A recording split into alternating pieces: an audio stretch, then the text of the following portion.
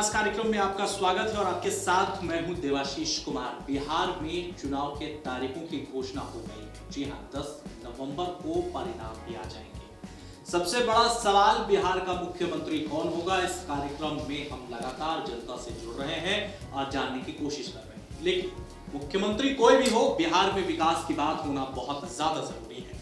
और तमाम मुद्दे पर आज हमारे साथ हमारे खास मेहमान मौजूद है। हमारे स्टूडियो में हम सबसे पहले उनका आपका परिचय करा दें, स्वागत कर दें। हमारे साथ भारतीय जनता पार्टी के सीनियर लीडर रामेश्वर चौरसिया जी हैं। सर, बहुत स्वागत है आपका। धन्यवाद। रामेश्वर जी, बहुमूल्य समय निकाला, बहुत शुक्रिया।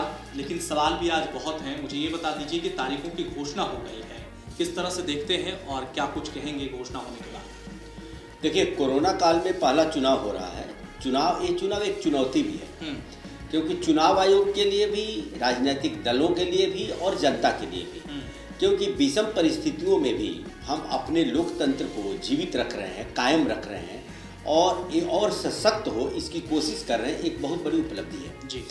और मुझे लगता है कि भारत का जो चुनाव आयोग है, ये चुनाव कराने में सक्षम है। विदेशों में भी ये चुनाव कराते हैं, उनको गाइड भी करते हैं, अपनी बातें भी कहते हैं। और जो 3 चरणों में चुनाव की घोषणा की गई है, ये तो चुनाव आयोग का अपना आकलन है। और मैं मानता हूं कि जिस तरह की तैयारियां चुनाव आयोग कर रहा है, उससे एक बात तो साफ है कि बिहार का चुनाव पूरे देश के लिए नजीर बनेगा। कोरोना काल में ये पहला असेंबली का चुनाव हो रहा है और इस चुनाव में आप देखिए जिस तरह से कोरोना से निपटने में हमारे प्रधानमंत्री जी ने देश ही नहीं पूरी दुनिया में एक नज़ीर पेश किया, एक मिसाल पेश किया।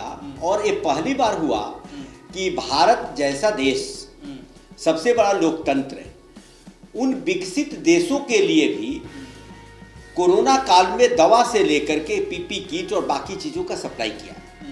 जिस तरह चाइना का व्यवहार हुआ और जिस तरह चाइना ने पूरे वर्ल्ड में अपना प्रभुत्व जमाने की कोशिश की, उसका अगर मुंह तोड़ जवाब कोई दिया तो भारत ने दिया। तो मैं मानता हूं कि इन सब चीज़ों से इतर अब बिहार पर आते हैं। उसी से अगर हम बिहार को रिलेट करें तो आप देखेंगे कि मेरा मानना है कि बिहार में ये जाति पाति धर्म की राजनीति से ऊपर उठकर अब विकास की बात होनी चाहिए। और आज से 15 साल पहले की जो सरकार थी, आप देखें किस तरह से बिहार बटा हुआ था, किस तरह से लोगों के मन में भय था, अपहरण उद्योग बन चुका था और कैसे लोग दादागिरी करते थे रोड पे। लेकिन 15 साल में स्थिति बदली है। लेकिन देश बहुत तेजी से तरक्की कर रहा है और दुनिया बहुत तेजी से तरक्की कर रहा है। टेक्नोलॉजी का युग है जी। और बिहार के युवाओं में हुनर बहुत है। मेरा एक देखिए स्पष्ट मानना है कि प्रधानमंत्री जी ने एक घोषणा किया, आप ध्यान देंगे, ये पहली बार हुआ इस देश में कि प्रधानमंत्री जी ने घोषणा कौशल विकास योजना लेकर के आए। उसके लिए एक मंत्रालय बनाया, स्किल इंडिया डेवलपमेंट के लिए एक मंत्रालय बनाया। वो क्यों बनाया? क्योंकि जो बच्चा गरीब घर से आता है उसको अंदाजा होता है कि कितनी परेशानियां उठानी पड़ती हैं बचपन से लेकर के परिवार पालने तक। तो एक चाय बेचने वाले का बेटा, गरीब घर का बेटा जब आया तो उसको एहसास हुआ कि ये जो नीचे वाले लोग हैं, उसको मैं अगर जात पात में नहीं बांटे तो मैं उसको दूसरे एंगल से आपको बताऊं। अगर बिहार में आए तो कर्पूरी ठाकुर जी, लोहिया जी और दीनदयाल जी का जो सपना था कि वो जो ओबीसी में जो ईबीसी क्लास है, जो प्रोडक्टिव क्लास है, कुम्हार है, तेली है, तमोली है, सब्जी बेचने वाला है, बढ़ई है, सूढ़ी है, हर का अपना अपना व्यापार है, या निषाद है ना। तो अगर इन कौशल विकास में अगर इन लोगों का डेवलपमेंट हो, इन लोगों को अच्छी शिक्षा दिया जाए तो ये देश की तरक्की में योगदान करेंगे। ये सिर्फ जात के, इसीलिए कर्पूरी ठाकुर जी बड़ी सोच के आदमी थे, लोहिया जी हो, दीनदयाल जी। उन्होंने सोचा था कि जो निचले पायदान पर बैठा हुआ व्यक्ति है, अगर उसको सशक्त किया जाए तभी देश में विकास अच्छी रफ्तार से होगी और सबके लिए फायदेमंद होगा। अब देखिए, आपको एक उदाहरण के साथ एक एग्जाम्पल मैं देता हूँ। आप सब्जी फल का ही ले लीजिए या मछली का ले लीजिए। आप बताइए, बिहार में इसकी कमी नहीं है, पानी की कमी नहीं है, नदियों की कमी नहीं है, तालाब का हम प्रबंधन कर सकते थे। आज़ादी के बाद बिहार मछली सप्लाई वाला प्रदेश हुआ करता था। आज क्या है, आंध्रा तालाब बना करके वो मछली विदेशों में, पूरे देश में सप्लाई करते हैं। और सबसे ज़्यादा हमारे यहाँ के लोग बाहर काम करने जाते हैं। क्यों नहीं हम उनके लिए अपॉर्चुनिटी पैदा करें, उनके कौशल विकास में उनको क्यों नहीं जोड़ें? ये स्टेट गवर्नमेंट का काम है।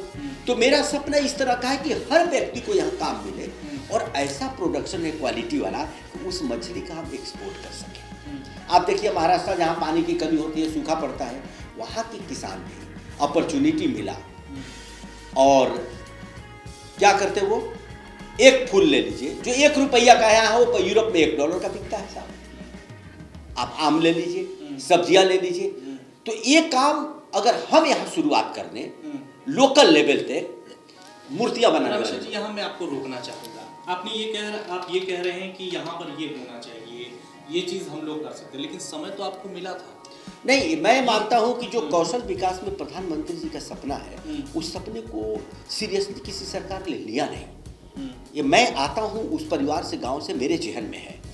अगर इसको सीरियसली आप लेंगे तो हर फील्ड में डेवलपमेंट होगा। और जो चाइना का जो आतंक फैला पूरे विश्व में, इसकी मूर्ति से लेकर के खिलौने से लेकर के वही सप्लाई कर सकता है, उसका हम विकल्प बन सकते हैं, जो प्रधानमंत्री जी का सपना है। और वो अब समय आ गया है। अभी एनडीए की देखिए सरकार बनना तो तय है, एनडीए की सरकार बनी तो इन चीज़ों पर और ज़्यादा फोकस दिया जाएगा। बाकी डेवलपमेंट ठीक है, हमारे यहाँ डेवलपमेंट हुआ, सड़कें नहीं थी, बिजली नहीं थी, स्वास्थ्य के क्षेत्र में, सिंचाई के क्षेत्र में और अच्छा करने की, टेक्नोलॉजी का उपयोग करने की जरूरत है। लेकिन इन वर्गों के लिए कौन सोचेगा? अगर इन वर्गों को सशक्त किया जाए तो ये एक्सपोर्ट क्वालिटी की चीज़ें बना सकते हैं और भारत की इकोनॉमी में कंट्रीब्यूट कर सकते हैं और प्रदेश के जीडीपी में भी कंट्रीब्यूट। अच्छा रविशु जी, एक और सवाल ये है कि आप लोग जिस तरह से आप एनडीए नीतीश कुमार जो भी हैं, साफ तौर पर कह रहे थे कि बिहार में तय समय सीमा पर ही चुनाव होना चाहिए, तो उसका मतलब ये है कि आज आप लोग जीत गए। देखिए, चुनाव तय समय पे हो, इसमें जीत हार नहीं होती है। अगर चुनाव तय समय पर नहीं होगा तो बीमारी के चलते चुनाव को बढ़ाते रहेंगे तो कहीं ना कहीं महामारी भी तो आते रहती है। तो कितने चुनाव बढ़ाते, पहले तो था कि ये कोरोना 2 महीना में कंट्रोल होगा, 4 महीना में। अब तो प्रधानमंत्री जी ने जो बोला था कि कोरोना के साथ हमको जीना सीखना होगा, वही हो रहा है। तो पूरे विश्व में आप देखिए करीब 8-10 देशों में तो चुनाव हो चुके। अमेरिका सबसे बड़ा, वो भी एक लोकतंत्र है, भारत लोकतंत्र है तो वो भी बड़ा लोकतंत्र है, वहाँ भी चुनाव हो रहा है। तो यहाँ प्रदेश का चुनाव है, तो हम क्यों इससे पीछे हटे? तो दुनिया में हमारी बदनामी हो जाती कि क्या हम एक चुनाव नहीं करा सकते? हमारा चुनाव आयोग दुनिया को एडवाइस देता है और अपना चुनाव नहीं कराए, तो मुझे लगता है प्रबंधन अच्छा है और काम लोकतंत्र की मजबूती इससे ज़्यादा और आपको कहीं नहीं दिखाई देगी कि ऐसे विषम परिस्थिति में भी हम सफलतापूर्वक चुनाव करा रहे हैं। अच्छा सर, जहां आज आप मेरे से बात कर रहे हैं, मुझसे बता रहे हैं, मुझसे कह रहे हैं कि हम लोग रोजगार देंगे और रोजगार का ये स्कीम होना चाहिए, लेकिन इसी रोजगार के मुद्दे को लेकर के तेजस्वी यादव अब पटना की सड़कों में बैलगाड़ी हाँक रहे हैं। देखिए क्या है, अब उनकी बात मैं इसलिए भी नहीं करता हूँ कि 15 साल में जितना बिहार को नुकसान पहुंचाना था और पीछे ले जाना था, वो अपने आप में हम 10 को पीछे चले गए साथ, ये वो नहीं समझ पाएंगे। क्योंकि अभी वो नए नए आए हैं, उनको ये सब अब अपोजिशन में है, बोलने के लिए कुछ भी बोल दें। तो आपने क्यों नहीं रोजगार दिया था भाई? आपने क्यों इंडस्ट्री लाया था? आपके समय तो सारे इंडस्ट्रीज भाग गए थे बाहर छोड़ छोड़ करके। अब जो इंडस्ट्रीज आएगा या रहेगा, उसके बच्चे का फिरौती के लिए अपहरण होगा, जो डॉक्टर के बच्चे का फिरौती के लिए अपहरण होगा, तो क्यों रहेगा? वो चीज़ें भूल रहे हैं, वो दिन भूल रहे हैं। तो बोलने के पहले संवैधानिक पद पर है, लीडर ऑफ अपोजिशन है, विश्वसनीयता होनी चाहिए। अपोजिशन में है, बोलने के लिए कुछ भी बोलते हैं। आपको मालूम है गांव में तो लाइट की तो बात छोड़ दीजिए, पोल तार ही नहीं हुआ करता था, सड़कें नहीं हुआ करती थी। इनके पिताजी तो बोलते थे कि अच्छी सड़कें बना देंगे तो लोग एक्सीडेंट करके मरने लगे। ये कौन सा विकास का मॉडल प्रस्तुत करना चाहते थे? चरवाहा विद्यालय का मॉडल प्रस्तुत किया, कहीं आपको दिख रहा है? तो मैं आपको जो बता रहा हूँ कि ये जाति पाति और पार्टियां बहुत हो गई। ये विकास बिहार को चाहिए और बिहार के बच्चे बाहर जाकर के अच्छा काम करते हैं, आईएएस ही बनेंगे, इंजीनियर ही बनेंगे, गूगल ही चलाएंगे, और क्या ये आप बिहार में विकास नहीं कर सकते? उसके लिए अपॉर्चुनिटी चाहिए, जिसकी बुनियाद हम तैयार कर चुके हैं। 15 सालों में बहुत काम हुआ है, बुनियाद तैयार कर चुके हैं। अब टेक्नोलॉजी का उपयोग करके और आगे बढ़ने की जरूरत है। रमेश जी, एक और वीडियो तो खूब वायरल हो गया। एक निजी एजेंसी को, समाचार एजेंसी को सुशील मोदी साहब ने इंटरव्यू दिया, कहा कि प्रभास बिहार के लोगों को अच्छा लगता है बाहर जाना। इस पर देखिए, ये सब व्यक्तिगत अपनी अपनी सोच है, उस पर मैं कुछ ज़्यादा नहीं बोलता। देखिए, मैं व्यक्तियों पर बात इसलिए भी नहीं करता क्योंकि इससे इतर बात करनी पड़ेगी बिहार के बारे में, नहीं तो आप इसी में उलझ जाएंगे। बिहार के नेता क्या करते हैं, एक उस पर आरोप। मुझे बड़ा आश्चर्य लगता है। देखिए, मैं भी 15 साल रहा हूँ विधानसभा में, 16 साल। मैं कभी भी व्यक्तिगत हमले नहीं किए विधानसभा में। अब मैं इसके खिलाफ हूँ। क्यों? कि आपका प्रदेश सशक्त होगा। क्या होता था, पहले जाते थे, बिहारी कहलाना अपमान का विषय माना जाता था। अब वही बिहारी हर जगह आप देखिए ना, जितना जाइए तो हमको लगता है कि 30% से ज़्यादा सेक्रेटरी तो दिल्ली में भी बिहार के ही लोग हैं आज।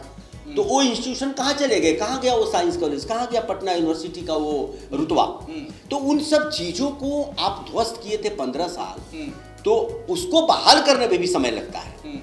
इसलिए मैं आपको बोलता हूँ कि आज बच्चे सिर्फ ट्यूशन और कोचिंग में पढ़ेंगे। स्कूलों, गरीब के बच्चे की स्कूलों की व्यवस्था क्यों नहीं, हाई टेक्नोलॉजी क्यों नहीं होना चाहिए? हमें आपको नहीं बोलने खाली बिल्डिंग का टीचर दे दो, उसको कनेक्ट करना पड़ेगा आपको दुनिया से, सिर्फ हिंदुस्तान से नहीं।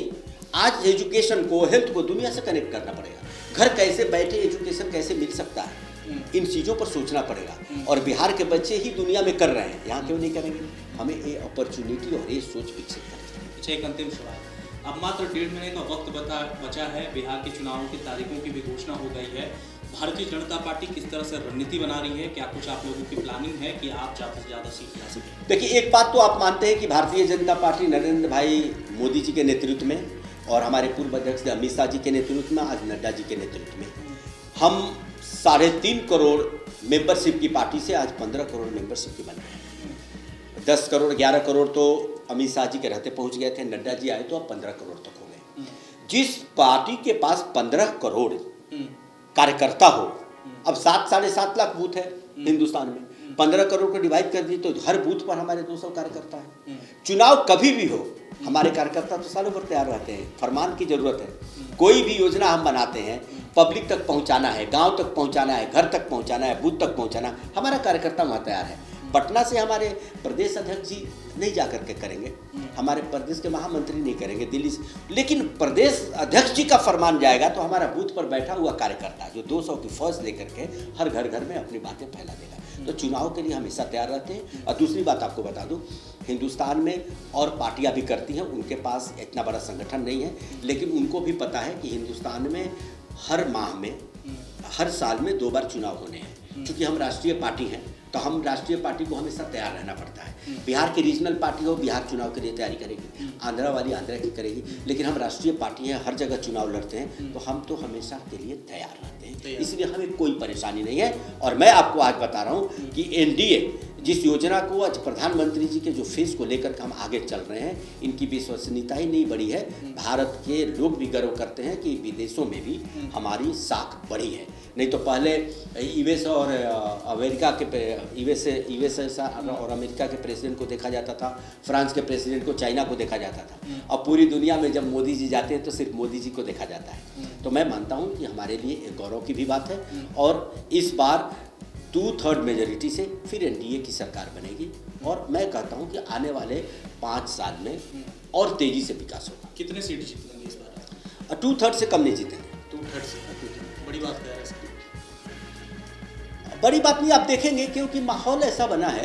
क्योंकि मैं इसको 1 मिनट में कंक्लूड कर दूं आपको कि जो महागठबंधन का स्वरूप देख रहे हैं उसमें लोगों की विश्वसनीयता नहीं। हम चाहते हैं कि अपोजिशन भी मजबूत रहे। जैसे केंद्र में देखिए कांग्रेस की विश्वसनीयता बनी समाप्त होते जा रही है। यहाँ भी अब परिवारवाद की जो राजनीति चल रही है उस पर लोगों को भरोसा नहीं हो रहा है कि तब तो परिवार का कोई भी बच्चा वही राजनीति करेगा, उस पार्टी का और कोई राजनीति नहीं करेगा। तो इस पर लोगों को भरोसा नहीं हो रहा है। और जो महागठबंधन में वही 2 परिवार की पार्टियां बन जाएगी, बाकी देखिए सब धीरे धीरे छोड़ के भाग रहे हैं। और इसके आगे मैं एक और बोलूँगा, कुछ लोगों को बुरा भी लगेगा, ये इलेक्शन के समय जो छोटी छोटी पार्टियां जात के नाम पर बन जाती हैं, क्या करती हैं? कभी आपके गठबंधन में, कभी महागठबंधन में, कभी एनडीए गठबंधन में आएंगे, कुछ सीट लेंगे, उन सीटों का व्यापार करेंगे, धंधा करेंगे, हारेंगे, फिर दूसरे गठबंधन में चले जाएंगे, फिर कुछ सीटें लेंगे, उसके सौदेबाजी करेंगे। इससे बिहार को बचाना है। तो रामेश्वर चौरसिया जी को इस वक्त आप सुन रहे थे। तमाम मुद्दों पर उन्होंने बेबाक से अपनी बात को रखी। उन्होंने कहा कि बिहार के विधानसभा चुनाव में भारतीय जनता पार्टी की 1/3 से ज्यादा बहुमत से जीत होगी। हालांकि ये देखना बड़ा दिलचस्प होगा कि क्या भारतीय जनता पार्टी इस बिहार विधानसभा चुनाव में कितनी सीटें ला सकती है। तमाम कयास और प्रयास तो तमाम पार्टियां कर रही हैं, लेकिन मौका और चौका किसके हाथ में होता है ये देखना बड़ा दिलचस्प होगा। इस कार्यक्रम में बने रहने के लिए बहुत शुक्रिया। नमस्कार। अगर आप हमारे ये वीडियो हमारे फेसबुक पेज यानी कि DSD न्यूज़ के फेसबुक पेज पर देख रहे हैं तो हमारे पेज को जरूर लाइक करें और फॉलो करें। और अगर आप हमारा ये video YouTube channel DSD news के यूट्यूब चैनल पर देख रहे हैं तो हमारे चैनल को सब्सक्राइब करें और बेल आइकन का बटन दबाना भी बिल्कुल ना भूलें।